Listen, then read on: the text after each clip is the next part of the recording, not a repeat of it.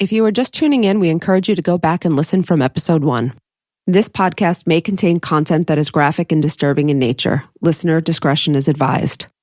Previously on Direct Appeal. For him, bigger was better. Why wasn't this enough?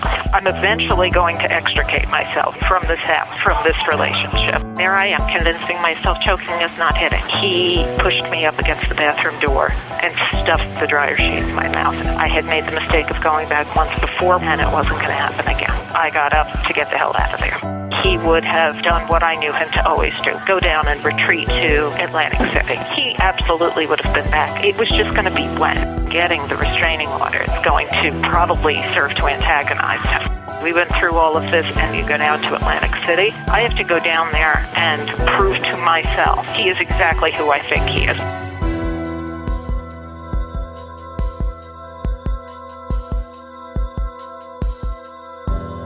This is episode 4, Life After Bill. Did Melanie actually find Bill's car, or did she put it there? So I just figured, there was no way I was sleeping. I figured, let me just take a ride. Let me just take a ride and see. I was raging. I was pissed. And, honestly, to a lot of people, an hour and a half may seem like a long drive. I spent more than that each day in the car commuting. So to me, it was a drive, but it wasn't ridiculous. I did drive down there. It was the back way, sort of, into Atlantic City that we took sometimes if we didn't want to get on the AC Expressway proper. There were a lot of little motels along that strip there where people would stay who didn't, want to pay $400 a night for a room. And this is also where, back in the day, Bill used to go down and, end up in card games with his friends and whatnot. I wasn't really thinking, oh my God, this is where I'm going to find his car. In my mind, my destination was the Sand or the Taj, which is where he used to go to gamble. And I'm kind of like, as I'm going from traffic light to traffic light, I'm going back in my mind, like, this is where he went this night, this is where he went that night, and I'm stopped at the light. I roll up to the next, and I look over, and I see the car. I see the Maxima parked right on the highway there, maybe not a few yards from where the parking lot was, like, right on the road there. So no one else drives a Maxima? That has to be Bill's car? She'll cover that, I did notice a blue Maxima with Pennsylvania plates in Atlantic City. But it's dark out. Oh, it's right? dark, So she can't really, I don't think you'd be able to see the plates. You'd be able to, if you're at a light and this is in a parking lot, like how far away was it? I don't know. So actually James pulled it up. James and I looked at it on like Google Earth or one of these, and the parking lot is pretty close, but there's like a little gulf, like a little grass ditch kind of area. It's small. You could probably see a car, and you might know it if you knew your car right away, but just driving around and at night taking Xanax. And that's not the way she would normally go. She just happened to be going that back way and happened to find him at a hotel he's never gone to. It just, I don't know. It doesn't sit right. Has anyone confirmed that that car was there? Oh, sure. Other than Melanie? Okay. Oh, sure. You'll hear about, not at that spot, but you're going to hear, they absolutely found Bill's car in Atlantic City. But again, this story, what about she's gotten or she's trying to get a restraining order, and now she's going to find him in Atlantic City. I find this is problematic for me. I think there's a couple things. I think finding the car, I have, with all that Melanie has told me over these interviews and everything we are analyzing, the Atlantic City trips are probably the most problematic for me in terms of not making sense. Yeah, something you said there, if you have a restraining order on someone, you don't go seek them out. She'll say it later. I wasn't rational. I was angry. I was upset. My emotions were going back and forth. Which is possible. I was anxious. Yeah. It is possible, right? We could also be talking about a relationship in which these two are just back and forth all the time. And, maybe this fits within a rational relationship. Yeah. Maybe it doesn't. I cannot remember if it was, I think my investigators and I had narrowed it down to a place called The Luxury, and they had no record of him having stayed there when we went and checked, but that would have meant that the room was in his name. That doesn't surprise me that they didn't have any record like that. He had a blue Nissan Maxima with Pennsylvania plates. That's what caught my eye, the Pennsylvania plates, which aren't uncommon to see in Atlantic City. They have, a lot of people coming in from PA, but it always just caught my eye because I associated that with our cars. There's your part about, about Pennsylvania plates. Yep. At that point, I actually took the jug handle and drove around the second time to make sure it was his car. I thought it was surprising, but not completely unheard of. As a matter of fact, if anything, I felt like it was worse than I thought it was, because not only did he go down there, but he didn't go to stay in one of the hotels, or he was at what would have been some, he's either there with somebody, or at best, he's in some backdoor card game, or, it incensed me. Back in the day when we used to wait tables together, we had an argument, and he had to get back at me, moved my car back there. I was about 2 minutes shy of calling the police looking for my supposedly stolen car. I had come out to the parking lot and started looking around for my car, and at this point I'm thinking, I'm nuts, the car got towed, something, anything. And other people working there were, because I had come in, absolutely insane. Did anybody have any cars towed? I wasn't in the handicap spot. The 3 restaurants along that strip of the highway had shared parking lots and the back parking lot as well. So, long story short, I ended up finding it back there. He had said that it had been a joke, so I figured, what better way to get back at him? I'm going to move his car someplace downtown to some seedy motel. Good luck finding it. First of all, that's kind of funny. It's kind of a funny. It is kind of funny. So I have one thing. Number one, that's actually a funny game to play. Number two, why do they have Pennsylvania plates? Oh, yes. They have Pennsylvania plates because of all the driving related convictions in New Jersey. They couldn't get insurance. So they got insured through, I think it was. Is that not fraud of some sort? I'm going to go ahead and say yes, but they used, I guess, I think it was Melanie's aunt, or I'm pretty sure it was Melanie's aunt, her address as their residential address. So that's insurance fraud. I think so, yeah. Okay. Yeah. I'm assuming everyone... They couldn't get insurance in New Jersey, so... I'm assuming everyone's thinking this, but she just drives around with a spare set of keys for Bill's car, or were the keys in the car? Well, you don't have a key to Ellen's car? No, never. Oh, okay. Well, maybe... so you didn't strike. That wasn't weird to you? No, I don't think that was. No, I don't. So you think? Because I'm thinking I think spouses have a spare key on their. Okay. So, I don't think that's odd. Okay, no. that's not odd. Okay, because I'm thinking, if you each have your own car, you're always driving that one, they're always driving that one. If anything, there's a spare set at home in the junk drawer or something. I don't know. But which maybe she had. Yeah, okay. Or maybe it's just odd that you and Alan don't. Yeah. Okay. Maybe it's something we should do. Maybe that's something else. Okay. That's exactly what I did. I get in, and I'm just sitting there kind of looking around. Now, at this point, my heart is pounding out of my chest, Xanax or no Xanax, because part of me is scared shitless that he's going to come out of one of these rooms. I'm sitting in the front seat, and I see a couple of cell phones sitting there. And one basically looked like one I recognized, and one did not.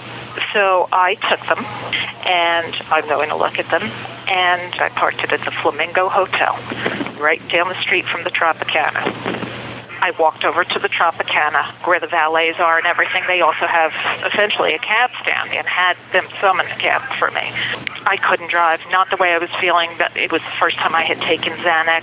I wasn't thinking clearly. At this point, I didn't know if it was stress. I attributed it to the medication, but I'm sure it was a combination of everything. Unfortunately, security footage that the state never got. It was a dark blue cab, no markings, and the cabbie said, no problem. I forget if it was $250 or $300. It was one way and one when I actually ended up taking the car right back. I think it was $300 up. And I came to find out, actually, that the state never actually researched any of the cab activity in Atlantic City. They only looked for cabs for the return trip, which would have been Woodbridge to AC. They never checked any of the cab activity in Atlantic City. Too many questions here. So moves Bill's car to the Flamingo Hotel. Correct. Her car is still at the Luxury Inn. Correct. And instead of taking a cab to her car, she takes a cab an hour and a half away. That's exactly what she says. And she claims it's because she doesn't feel well enough to drive. That's exactly what she says. Why not just get a hotel room then? Why spend that money taking a cab? I don't know. Why would you leave your car? You have to get your kids the next day. You're going to have no mode of transportation. Absolutely. Sounds totally irrational, right? Yes. Well, again, is it irrational or is it... And are they that well off that you can just throw that money at a random cab ride? No, they're absolutely not. She had cash on her? Well, Cab didn't take credit cards? No, remember said she... So remember she said she had taken a lot of the money out? Yes. She had withdrawn a lot of money from their bank account. So yeah, it's not unrealistic that she has the cash. Okay. That part. At least that part's not unrealistic. This is tough. You got to hear the rest. Too. Okay. We haven't heard. You're going to have more questions.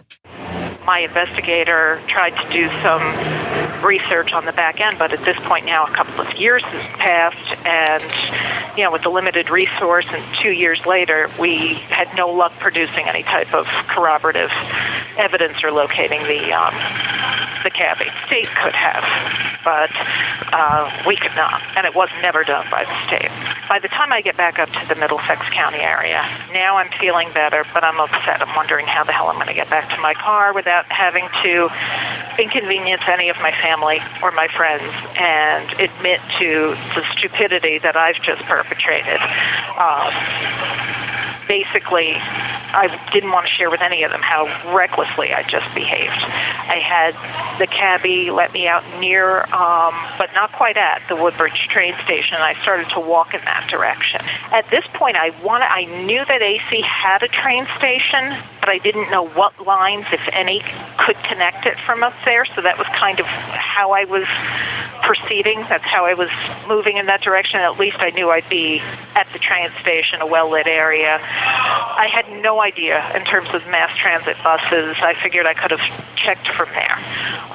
What I should have done was just had the cabbie I was with just turn around and take us both back, because he was going back that way anyway. But I felt like I was coming out of a fog at that point. And anyway, the closer it got to dawn, traffic was starting to, pick up. The town's starting to kind of wake up.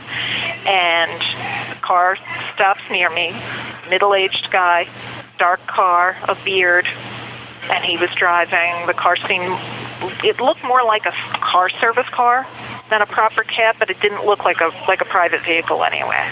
And he asked me where I was headed. I explained where I needed to go, and I started to tell him a little, but I stopped. I didn't even see the point. He offered to take me for $250. I had a hard time finding my truck at first, but we did a couple of turns around the jug handle, and eventually I got there, and I got into my own car, finally. Wow. Okay. So first of all, this is the middle of the night. She has this random cab driver drop her off not quite at the train station, right? A little whiles away, or a little whatever, right? So then she goes to the train station, and then instead of going home and going to sleep and dealing with it in the morning, she goes right back? Right back. I'm going to have to say guilty. I can't wrap my head around this. And let me ask you. Yeah. Was there anyone who testified to the dose of Xanax she took and her body weight? Could this have made her that messed up that she was making these crazy decisions? Nobody testified to that. I mean, as far as I know, Xanax is not the type of drug that makes you sort of, I mean, I could be totally off on that, but I'm wondering Xanax doesn't disillusion you. You've heard these cases about the Ambien, right? That's what I'm thinking. It doesn't do that. It certainly relaxes you. You could almost say there's maybe like an alcohol type effect in which you feel the foggy part. Absolutely. Yes. But not the irrational delusion. She also doesn't say, though, and she doesn't say how much Xanax she took. Who knows also if maybe she popped a few. Like, I'm really freaking out. She pops a few. That's definitely, she was small, remember, tiny too. That would have a deleterious effect, I would think, on her. She had some very close friends, though, that I don't see why I know she said she was embarrassed because she acted irrational, but from what I understand, she had a few really tight friends. Like, she had a few close friends. They didn't live that close to her, and they had small children. Okay. So I don't know that it would be the type of thing where she could call a friend up in the middle of the night. What do you make out of the fact that she decided to go back and not just go home and go to sleep at this point and then deal with it the next day? I think it's so hard to believe. Yeah. I said to her, Melanie, you certainly have to understand that this is tough to buy. This is a hard sell. And no one ever spoke to that cabbie either. No. So here's the thing that we would, in the course of doing our investigation, no one has found either one of these two cabbies. And the state is going to say clearly it's because they don't exist. That this is a made up story. Did anyone look for them? Sorry. So there was an interview done. I actually saw this on Dateline, and I believe it was testified to as well, where Detective Dalrymple, who we reached out to and who declined to participate in this podcast, says that they did look for the cab companies. Melanie says there was no attempt to look for the cabbies. The state says there was an attempt to look for it. I don't know. We don't know what I believe that I would say there's probably some attempt, but was it a full scan of every limo or every, company? Probably not. Now, I'm sure that would have been impossible to do. But so let's just put it out there right now. Melanie says there's these two cab drivers. She describes them. She describes the days which they both had nondescript cars conveniently. But she did describe them a little bit. So if you are listening and you are one of those cab drivers or you have some information, please contact us, right? We want to hear from you for sure. Whether we don't know if these. It seems like it would not be that hard if they did it at the time. How many cab companies were there in the area? How many people were working that night? I mean, it doesn't Well, they didn't do it at the time. They weren't doing this till much later because their investigation into Melanie didn't begin until later. And, when they're actually going into all of this, it's several months to a year later. Easy pass on these cab drivers. Not on the cab drivers, but we have Easy Pass on her, which we're going to get to. But so Easy Pass had cameras back then, I'm assuming? Or no? Because if so, they could have just looked at the footage from the time she said and seen if they saw cabs or... I don't know. We're talking about 2004. Yeah. So I don't know what the technology was exactly at that time. It's a great question. But also, I think she's saying they weren't standard, these aren't standard taxis. Are these, these are like the equivalent to today's Uber drivers. So, she goes to the train station, then she goes back, and then we're talking about $500. And there's no surveillance at the Tropicana. There's no surveillance at the train station. Well, Melanie said, one of the things Melanie said is, and I believe her defense counsel or maybe later on her appeal, someone said, pull the cameras, pull the surveillance from the Tropicana. But I don't believe they could. I don't believe it existed anymore. But this is one of the things she said, look at it, pull it if you can. It'll show that I was there. And That doesn't mean she's innocent, though, even if she was there. Does not, no. At least it confirms her story partially. It would if they had it, but there's no way to confirm this. And again, this is a really odd story. I think this is going to be, for me, again, this is the most troubling part of. And the children are at her parents this whole time. Children are at her parents this whole time. She's checked herself into a hotel. She has a number of things she has to do. And the hotel's in Woodbridge or by her parents? It was the Red Roof Inn, and it was close to the Woodbridge apartment. Okay. So because she was too scared to go home, but yet she wasn't too scared to go seek him out. That's what she says. She didn't want to be in the house, so she checks herself in. So now she talks about Melanie tells us now what she does, because the next day, the next couple of days. And I left and hightailed it right back up to Middlesex County, where I napped a little bit and then went to the courthouse, and that was the day I ended up getting the TRO. So that was Friday the 30th. That evening, I ended up going to dinner with my friend who was a lawyer. He gave me a couple of divorce referrals.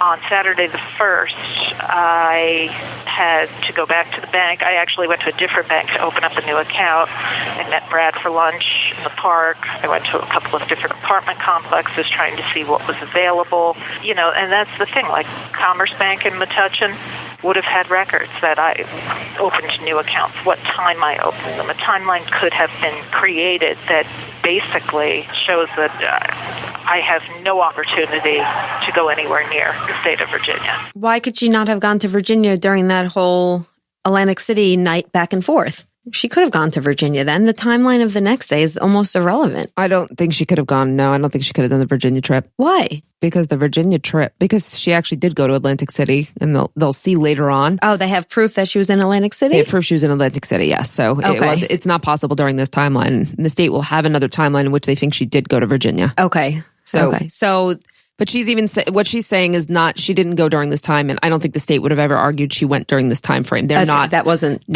arguing that. They are arguing, however, that she went to Virginia later, a couple days later. And Melanie was saying, even though it relates to something we're talking about in a little bit, that if they had pulled her records too, and phone records, which we'll get to, that they would have seen, like the timeline would have showed, and her phone records would have shown that she did not go to Virginia.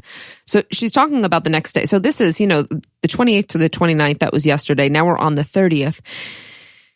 She's going to tell you what she does tonight. And I think you're going to, I don't know. On the night of the 30th, which is the night after she went to AC and moved the car. Right. She just said she had dinner with a friend, a divorce lawyer. Now listen to what she does next and tell me what you think of this. I was getting a little antsy, and I wanted to go and take a look and see if he found his car. And my dad did not know that at the time. We'd been talking on the phone. He knew I wanted to go see if I could find his car, period. But he didn't want me going down there alone. So that Saturday night into early Sunday, I picked my dad up. And he said, I don't want you going down there alone. My dad was the king of, let's just go take a ride. Let's just go take a ride. That was something we always did as kids. So, again, riding in the car, not a big deal. I drove down there, picked him up, and at this point, all those downtown motels are looking the same to me. So, and I didn't tell him what I had done at that point. I just kind of made like I was looking for his car because my father would have gone nuts. And I hit something so foolish. And we didn't find anything, obviously. I drove my dad back home. This was one of the times, I believe, the Easy Pass transponder went off. I went back up to the Red Roof because I was due to meet Celine the next day. And turns out Brad actually called me before dawn. He was right outside the hotel room. He wanted to see if I was okay. I let him in. It was maybe about 5 o'clock in the morning on Sunday the 2nd. And he left for work shortly after that. I met with Celine for lunch. Monday, I took the boys to daycare. I gave them a copy of the TRO. I had been given that week off of work, so I needed to get some things in order. I met with an insurance agent so I could get the car legitimized back in Jersey. I went up to my employers, changed my benefit information, gave them a copy of the TRO. My folks meet me halfway home, and they take the boys. I check out some more apartments. I go home that night. I talk to my mom, and, I'm dejected at this point. I want to sell everything. I don't want anything left from this life. That's it. It's done. And I have a bunch of really expensive, heavy Thomasville furniture. I have no interest in moving. You have 60 seconds remaining. I want to sell everything if I can. So my mother suggested Delaware, and it's 45 minutes from my mom's house, and it doesn't have any sales tax. And a patient of mine had also told me about the furniture places down there around Christiana, Delaware. And so that's what I did that morning. And that was not my return trip from Virginia, as the prosecution had alleged. Okay, so the night after she goes to Atlantic City, she says she's anxious, she's worried. Did Bill find his car? Is he going to be pissed? Oh my God, she's freaking out. So she calls her dad and she tells him, and he says, let me go with you. Which I don't see anything weird about that. No, it's funny because when she said, let's take a ride, I thought my grandfather used to always say the same thing. It was always, you want to take a ride? And of course, any father would say, you're not going yourself. Right. So she says they go back. She can't find Bill's car. They can't find Bill's car. So she had left it at the Flamingo Hotel, but she didn't remember that she did that. She didn't. She remembers she drove it somewhere. It was, a seedy hotel. Okay. And it's funny, the Flamingo has an interesting history. And it is, she said she drove it to the seediest place she could find, and she couldn't find it. And she said she was sort of relieved that they couldn't find it because she thought... Was it still there? Do you know? Does anyone... So it was, the car was towed, but the car was not towed until later. So the car probably was still there. She just didn't see it if this is didn't find true. It. She said it. Now, if she's lying, why not just go straight to the car with her dad? Okay, we found it. Good. Now we know he's here. Because maybe the car. I don't know. Maybe she doesn't remember where she put it. I don't think that. If she's lying, what's the purpose of the second trip with her dad? Meaning if she actually killed him. Yeah, if she killed him. And let's say the first trip last night is just to set his car up there, right? The prosecution would say that's the purpose of that trip. Yeah. They would also say the reason you couldn't find the cab company is because she had an accomplice who drove her back. Yeah. They would later say or imply that this was her father after going through a number of accomplices. But what's the purpose then of the second trip? I don't know. I don't know either. So it doesn't, the first trip is problematic in a whole host of ways, but then the second trip you go, I'm really not sure. She's just nervous, wants to check on the car, see what the status is. Maybe it's possible. Or maybe it's just more to the story, but it doesn't make sense. I'm not sure about that one. I'm not sure either. Melanie also says that she had found the night before, she said she found 2 phones in Bill's car. We forgot to talk about that. Yeah, she took those phones with her. She said one was the phone she knew he had and one was some other phone. Yes, according to her, she thought maybe this is some woman's phone. Or she also said that Bill, in the course of his work, had several different phones often. Like there was often 1 to 2 phones around. She says that she went through the phones. She looked through them, eventually got pissed and just threw them out. So we do know that Bill's phone made 2 phone calls at some point. So the first one was to Jonathan Rice at 5:41, I think, p.m. on April 30th, 2004. And that's his friend. According to the prosecution's timeline, Bill would have been dead by then. Yes. Okay. They changed their timeline a little bit, but he would have been incapacitated at this point at the very least. And then the second one was to Melanie and Bill's apartment at 1:10 a.m. on May 2nd, 2004. And that's the day Melanie moved the cars? May 2nd is later. No. The first one, April 3rd. No, these phone calls come much later. However, the cell phone records, it looks like these calls were made from the Woodbridge area, which is where she lives. So she said, look, maybe in going through them, I hit a few buttons. She said she threw them out, though. Yeah, but she went through them first. I don't know how long she kept them for, but she says... But she's going through them at 1 a.m. randomly, and so Jonathan Rice, did he ever answer that phone call? No. So, what would be the purpose of her calling Jonathan Rice? And then what, if he answered, was she going to hang up on him? I mean, if she's trying to establish this, she's not going to hang up on him. So, then the theory is that either Bill placed that call, or she dialed it by accident. Is that sort of what we're looking at? Yeah, but it would be hard to argue that Bill placed that call if they're coming from the Woodbridge area, and Bill supposedly is nowhere near there because he's in Atlantic City at the very least. All we know is that these calls were made. We absolutely do not know by whom and how. So what is the conspiracy theory that she had the phones and she didn't actually throw them out, or sort of what does this suggest? Well, at first it might have suggested, hey, Bill's still alive, right? He's making phone calls. Yeah. But then it looks like no. So her explanation for why it may have been hers, because look, I was going through these phones. So I obviously accidentally hit, going through these phones, I hit a call once or twice on accident. I guess the question is, what does the prosecution think that these phone calls, how do these phone calls contribute to Melanie's guilt, if at all? I think that, I don't recall exactly, but I think the prosecution may have alluded to the fact that the calls were an attempt to make it seem as if Bill was alive. Okay.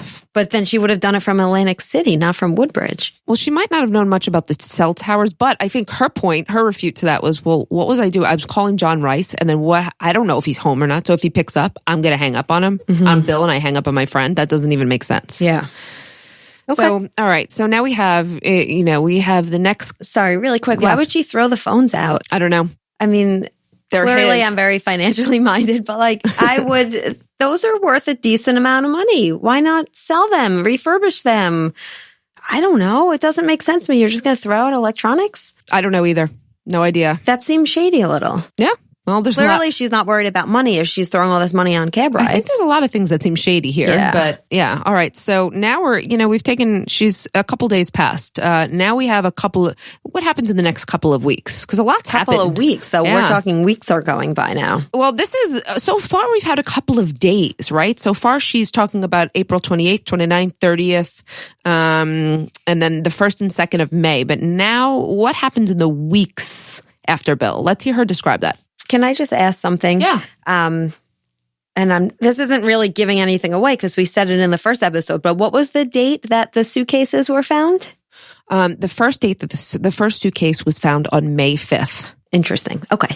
Okay. I can see Amy's, the wheels are working in your head, which is great. They're supposed to be, right? Yes. All right. So let's hear what happens in the couple weeks after Bill disappears. Well, I had gone down to Delaware, right around the area of Christiana. Delaware is a no sales tax state. My parents ended up taking the boys to daycare that morning because that was going to be their first drop-off. They knew they had to get comfortable with the process. It's a computer process check-in. I think I left about 7:30 from there, maybe a little bit later. This is actually the morning of, I believe, May 2nd. And this is the morning that the prosecution would say Melanie was actually in Virginia Beach dropping off Bill's body, so depositing the suitcases.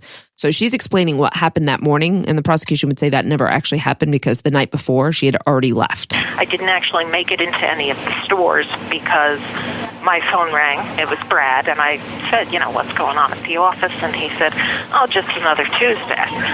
And I said, oh, shit, Tuesday. I'm supposed to be meeting Celine for lunch that day. So I hopped on the turnpike and started driving north so that I would be on time. I left Delaware. It was about an hour and 45, 2 hours. Plans were for New York. We were going to talk about, divorce, finances, etc. Celine is very business-minded. And I actually had made a purchase on my Amex card while I was waiting for her. And the prosecution would ultimately end up saying that I made that purchase in order to establish an alibi. We talked for a considerable amount of time. She actually, wonderful person that she is, she gave me a check for a few $1,000s saying, listen, you're going to need this to, you're going to file for divorce, but you also have to get a whole new apartment, security deposit, things like that. My apartment, we had to vacate that as of May 31st, but it would take time to get the security deposit back. Does Celine confirm that they met for lunch? Yes. Any other confirmation that they had lunch that day? Yeah, there's a bill. I mean, they were able to confirm that. Okay. But what the prosecution says is that, the night before, Melanie left. The night before, she drove to Virginia Beach basically through the night. And that her parents had the kids, so it's possible. Okay. Yep. And that she would drive back and meet Celine to create this alibi. Melanie says, yes, I was in Delaware. I was furniture shopping. Who doesn't go into a store after driving? Well, she said she got there too early. The stores weren't open yet. I don't know if you remember. So this is a problematic, we had asked Linda about this. Yes. So I asked Linda about this, and Linda, Melanie's mother, and she was also pretty adamant. I remember that morning. Melanie was here. We talked about her furniture shopping. I told her she should go do this. Do you believe Linda? I actually do believe Linda. I believe Linda on that morning. Yeah, because Melanie could have been lying to her mom. The thing I don't understand. No, she can't be. She can't be going to Delaware that morning because she has to be gone overnight because the trip to Virginia. So Linda would have to be lying. Linda would have to be lying. So you have to believe that Linda was lying. I believed she was being truthful about it. There's no Easy Pass record of her in Delaware, nothing, cell phone pings, nothing that puts her in Delaware. No, interestingly, the prosecution, from what we know, never used Melanie's phone records. And I'm definitely going to talk about that, at a later point. They would use Bill's records, but not Melanie's. Did they hand it over to the defense and the defense used it? No. I don't think they ever pulled her records. What? I know. Okay. For now, let's stick with this issue for now. Okay. The other question I had here is they said that she made an Amex purchase. What was that? Do you know what that purchase was? They were claiming it was for her to establish an alibi. Interestingly, she says that she bought lunch, even though she was broke and Celine gave her money. See, that's the thing. Why is her friend giving her money, but yet she could afford these cab rides? I know, and she could afford to throw out cell phones. I know I keep going back to that, but if I'm strapped for cash, I'm not spending $500 in cabs, and I'm not throwing out 2 pieces of electronics. I understand. I totally understand. Celine was very helpful in a lot of ways. Mm-hmm. She helped her with money a lot. She's a great friend otherwise, but she helped her financially on many occasions. And I just want to go back to the fact that they're homeowners at this point. So the house is just sitting there vacant this whole time. Well, yeah, it's probably vacant at this point. Yeah, it is. Okay. Yeah. Let's hear what she did. So that was the day of. That's an important day on May 2nd because it, again, is supposedly this day that she's So you have to, you either accept or reject Linda's argument that no, Melanie was here and I talked to her and I remember very clearly. If you accept that, then it is not possible for her to make it in that time, at least not on that day. Okay. Something else I want to point out though, as much as I love hanging out with you, if I am almost 2 hours away from the city and we had lunch plans, I would call you and reschedule. I would as well, unless she thought it was really important that she see Celine. Unless she thought she needed a friend. She might have also known that she needed some money. She spent all her money on cabs. But, you know, so anyway, let's hear after this day. This will really be I think the next couple of weeks. You know, we still had a little bit in the bank, and I took half of it out, a little bit more than half. I had left him with some money in the account in case he went to the bank, because I know how angry that had made him when he said his ex-wife had done that and cleaned out their account. But it wasn't going to be enough. You know, Central Jersey at that time, you're talking about $2,000 a month for rent. So if you figure first month, last month, security is a month and a half, you know, you're talking about chunks of change. Staying with my folks in the meantime, but you were talking about 100 miles each way, back and forth every day. That was not going to be a good long-term solution. I met with, on the late afternoon of May 5th, that's when I met with my divorce attorney for the first time, discussed filing a complaint. She gave me the template, basically what to put my narrative into so that she would be able to file it. And later that week, because I had the week off from work, I traveled to the house that Bill and I had closed on with my mom so we could go into the house and see what was up. We had closed on that house with the idea that the owners of the home, the previous owners of the home, were staying there a few extra days. After the closing, they were paying us rent, and there was a security deposit involved, and we wanted to go into the house. And also, I was interested to see if perhaps Bill had been staying there. And I went with my mother. I wasn't going alone. Bill, when he left, took the only key to the house. So we actually had to call a locksmith, get into the home that way. I have a quick question. This is an aside, but she said this and I thought about it. Bill, when he left, took the only set of keys. There was only one set of keys. If she kills her husband, why doesn't she keep the keys?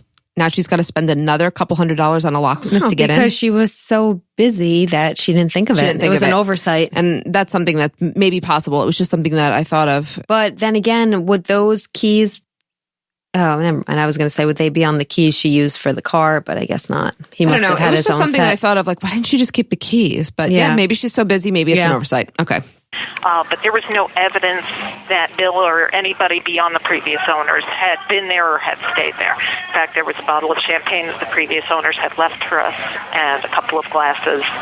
And I just broke down. And I just said to my mother, why wasn't this enough? It was a huge house, 3,200 square feet on 2 acres. What else is there? Over the course of the next couple of weeks, I'm in contact with Bill's sister because she had called and said, well, how did the closing go? Nobody ever called me. His older sister, Cindy, and she's a real estate agent as well, so she was interested in the sale of the house. I called her back, and I told her what had occurred between her brother and I. I was crying. I said, I'm so sorry. I tried. I really tried. And she said, I know you did, and I'm surprised you lasted this long. There was no adversarial relationship at this point.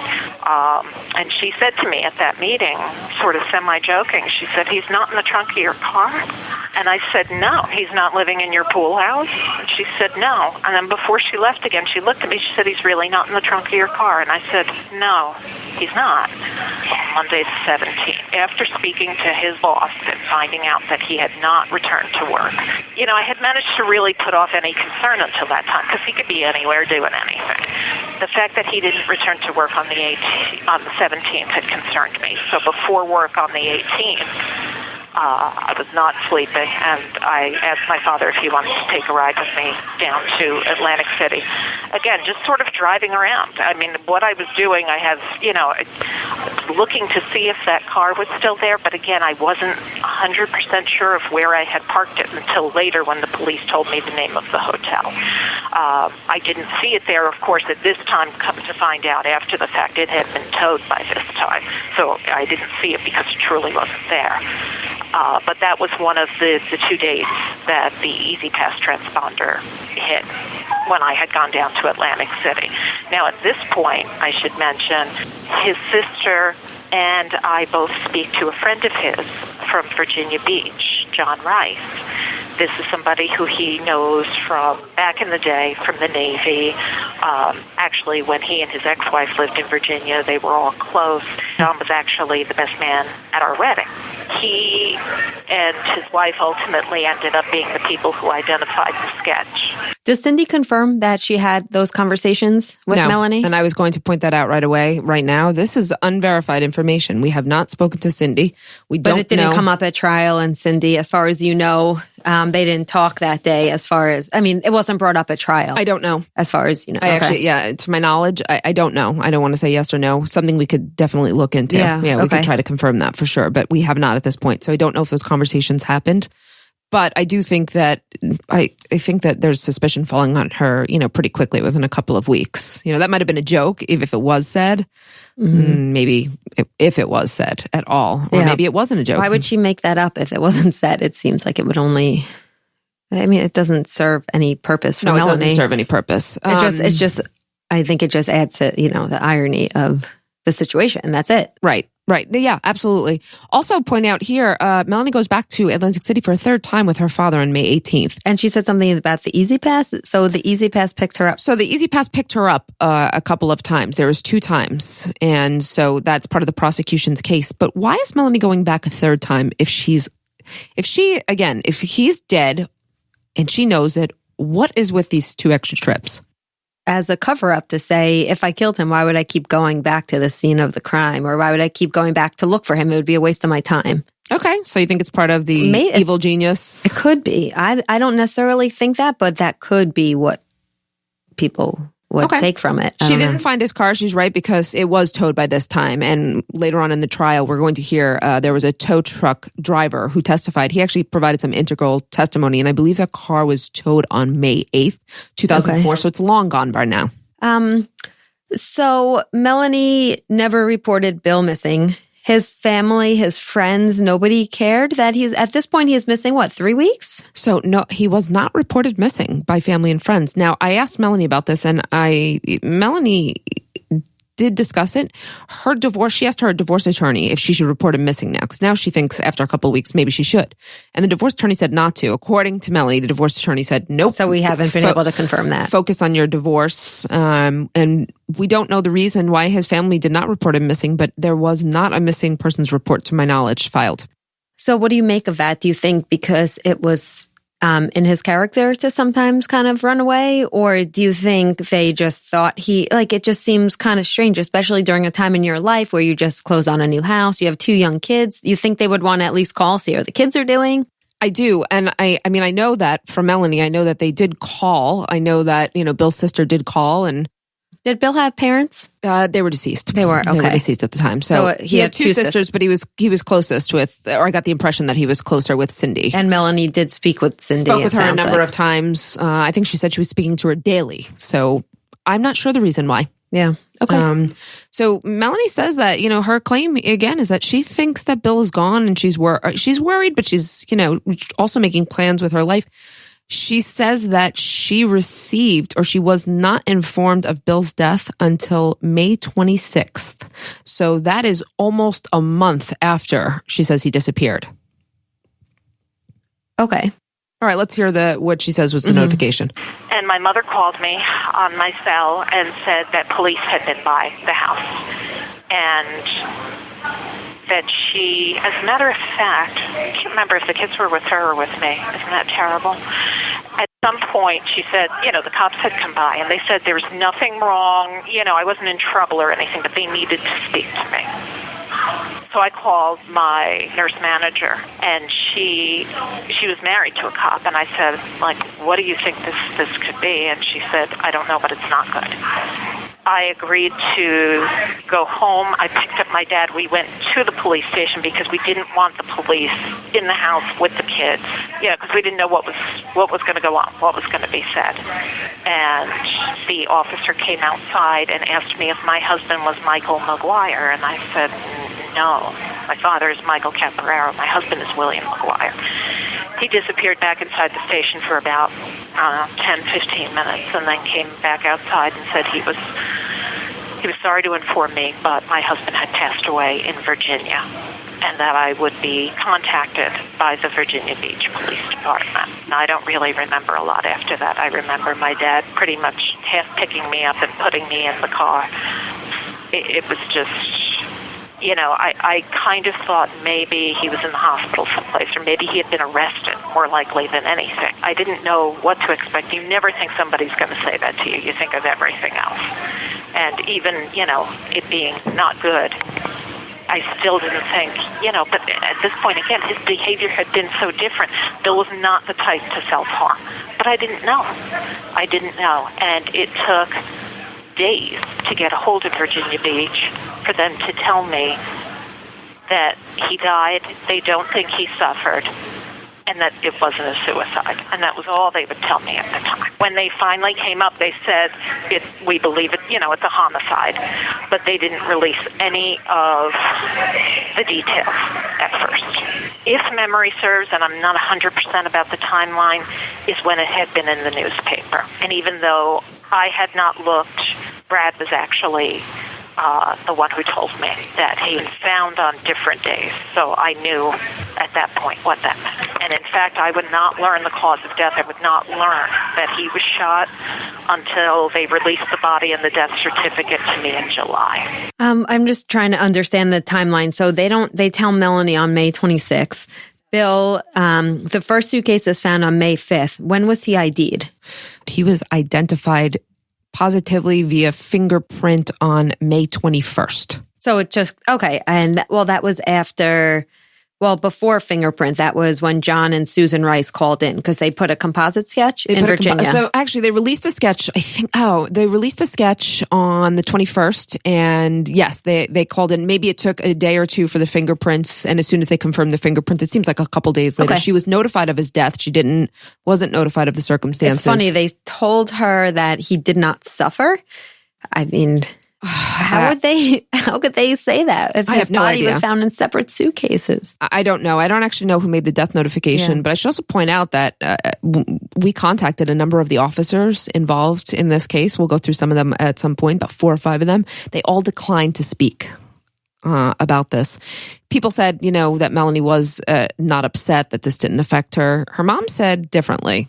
Well, and she also, Melanie also said her father had to pick her up or something. Melanie says that, but Linda says that she also was quite shaken.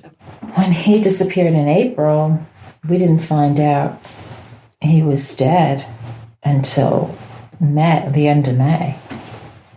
Was it the end of May? It's been so many years, it's hard to even remember, but it was a long time where we didn't know what was going on, So, she had no idea. She had absolutely no idea. I held her. She cried and cried and cried, and it was terrible. He's dead. He's dead. He's dead. He's dead. It was horrible. It was just awful. So, but we didn't find out till 2 days later what had really happened to his body. Terrible thing. I mean, no human being should ever have anything like that happen to them. It was beyond horrible. Next time on Direct Appeal, the police investigate Melanie, and in June 2005, Melanie is arrested. She makes bail and finds attorney Joe Tacopina to represent her as she prepares to go on trial for the murder of her husband.